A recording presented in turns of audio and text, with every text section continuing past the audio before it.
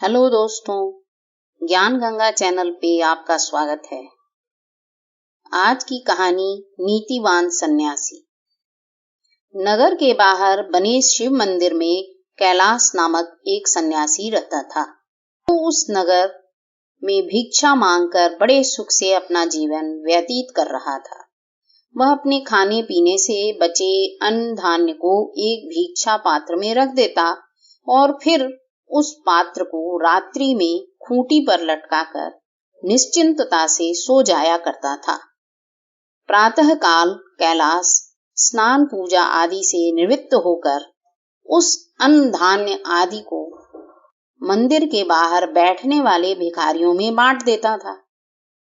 एक दिन हिरण्यक नाम के चूहे को अपने किसी साथी से यह सूचना मिली कि कैलाश प्रत्येक रात्रि खूंटी पर टंगे पात्र में अन्न सामग्री रखता है। उसे यह भी पता चला कि खूंटी इतनी ऊंची है कि उसके साथी चूहे प्रयत्न करने पर भी वहां तक नहीं पहुंच पाते। अपने साथी की यह बात सुनकर हिरण्यक उसी समय उसके साथ चल दिया। साथी द्वारा खूंटी पर लटकी हांडी को दिखाए जाने पर उसने एक छलांग में उसे नीचे गिरा दिया और स्वयं, परिवार के लोगों तथा साथियों ने जी भरकर स्वादिष्ट भोजन का आनंद लिया। अब यह उनका हर रात का नियम सा बन गया। आखिरकार सन्यासी कैलाश हिरण्यक को डराने और उससे पीछा छुड़ाने के लिए कहीं से एक फटा बांस उठा लाया। वह सोते समय बांस को बजाता रहता और हिरण्यक चोट लगने के भय से बिना कुछ खाए पिए भाग जाता। इस तरह रात भर हिरण्यक और सन्यासी में संघर्ष चलता रहता। जैसे ही उसे नींद आती, हिरण्यक हंडिया पर हाथ साफ कर जाता। एक दिन लंबी तीर्थ यात्रा से घर लौटता उस सन्यासी का एक मित्र बृहस्पति उससे मिलने आया। रात के समय जब दोनों मित्र सोने लगे तो बृहस्पति कैलाश को अपनी तीर्थ यात्रा का विवरण सुनाने लगा। लेकिन बृहस्पति ने जब कैलाश को बार बार फटे बांस को धरती पर पटकते देखा तो उसने समझा कि कैलाश उसकी उपेक्षा कर रहा है।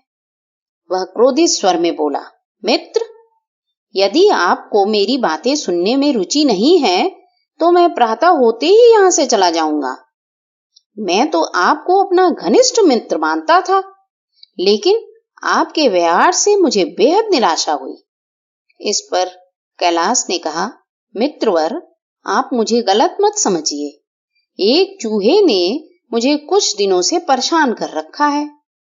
मैं भिक्षा से प्राप्त खाने पीने से बची सामग्री को एक हांडी में रखकर उसे खूंटी पर लटका देता हूं ताकि दूसरे दिन उसे अन्य भिक्षुओं को दे सकूं।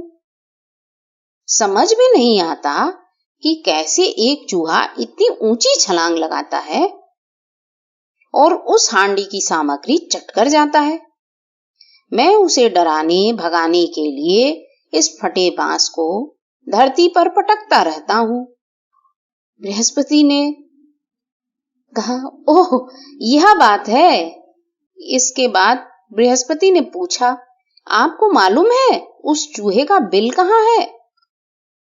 कैलाश ने अनभिज्ञता प्रकट करते हुए कहा, नहीं, लेकिन यह जरूर निश्चित समझिए कि इस चूहे का बिल किसी खजाने पर है। धन की गर्मी के कारण ही वह इतना अधिक उछल कूद कर सकता है। इसलिए इस चूहे के बिल का पता लगाए बिना आप आसानी से इससे पीछा नहीं छुड़ा पाएंगे। बृहस्पति ने तर्क देकर कैलाश को समझाया। उस चूहे का बिल कहाँ है, निश्चित रूप से तो कुछ नहीं कह सकता, परंतु अवश्य है कि वह जब भी आता है तो पूरे दल बल के साथ आता है। इस पर बृहस्पति ने कहा, तो फिर चिंता की कोई बात नहीं है। उसके बिल तक पहुंचना कोई कठिन कार्य नहीं है। बस एक कुदाल लाकर रख लें ताकि उसके बिल को खोदने में असुविधा न हो। बृहस्पति ने अपनी योजना बताते हुए कहा, कैलाश मंदिर के भीतर से एक कुदाल ले आया। कुदाल को एक ओर रखने का संकेत करते हुए बृहस्पति ने कहा, आप निश्चिंत होकर सो जाइए, सुबह मेरा चमत्कार देखना। प्रातः काल होते ही वह दोनों चूहे के पद चिन्हों का पीछा करते हुए हिरण्यक के बिल तक जा पहुंचे। हिरण्यक तथा अन्य चूहे अवसर पाते ही वहां से भाग निकले।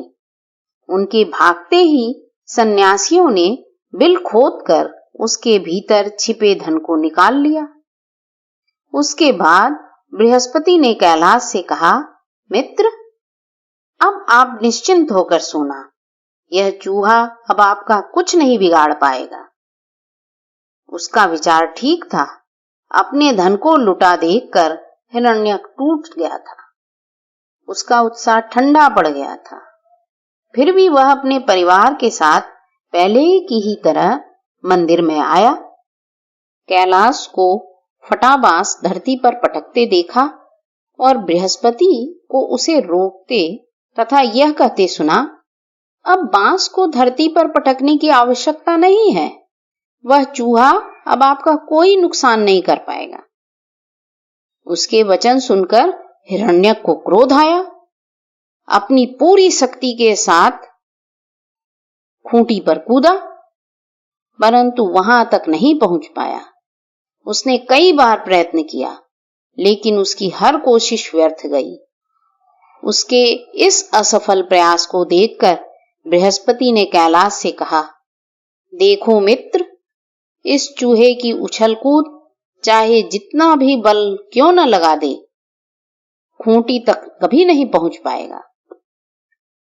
हिरण्यक ने एक बार सन्यासी से धन को पुनः प्राप्त करने का प्रयास किया, परंतु कामयाब नहीं हो सका, क्योंकि कैलाश धन की पोटली को हमेशा अपने तकिए के नीचे रखकर सोता था और जागते समय भी उस पर कड़ी निगरानी रखता था। हिरण्यक को यह लगभग निश्चित हो गया कि अब उसके लिए उस धन को पुनः प्राप्त करना किसी भी प्रकार से संभव नहीं। जल्दी ही हिरण्यक के परिजन उससे कन्नी काटने लगे। अपने परिजनों के इस व्यवहार ने उसे इतना अधिक व्यथित कर दिया, उसने अपने लुटे धन को पाने के लिए एक बार फिर प्रयास करने का निश्चय किया। इस बात में कोई शक नहीं था कि इससे प्राणों का खतरा था, लेकिन फिर भी दरिद्रता और अपमान का जीवन जीने से उसने मरना अच्छा समझा। अपने मन में तरह तरह की योजनाएं बनाता हुआ हिरण्यक सन्यासी के तकिए के नीचे रखी धन की पोटली को हथियाने चल पड़ा। किसी तरह हिरण्यक अथक प्रयासों के बाद मिले अपने धन को पाने में सफल हो गया। जैसे ही वह उस गठरी को उठाकर चलने लगा कि कैलाश जाग उठा और उसने हाथ में पकड़े फटे बांस से उसके सर पर तेज प्रहार किया। यह तो हिरण्यक की किस्मत अच्छी थी जो किसी तरह बच गया। तब उसने निश्चय किया, अब उस धन को प्राप्त करने का और प्रयास नहीं करेगा। अब वह एक नया बिल बनाकर नई जगह रहने लगा। इस कहानी से हमें यही सीख मिलती है, यह धन ही है जो समस्त सुखों का वाहक है। धन नहीं तो आत्मसम्मान भी नहीं, लेकिन धन इतना महत्वपूर्ण भी नहीं कि उसके लिए प्राण दांव पर लगा दिए जाएं। जीवन शेष रहेगा तो धन पुनः आएगा। हिरण्यक चूहे ने यही किया और गए धन का लोभ छोड़कर नए सिरे से जीवन शुरू किया।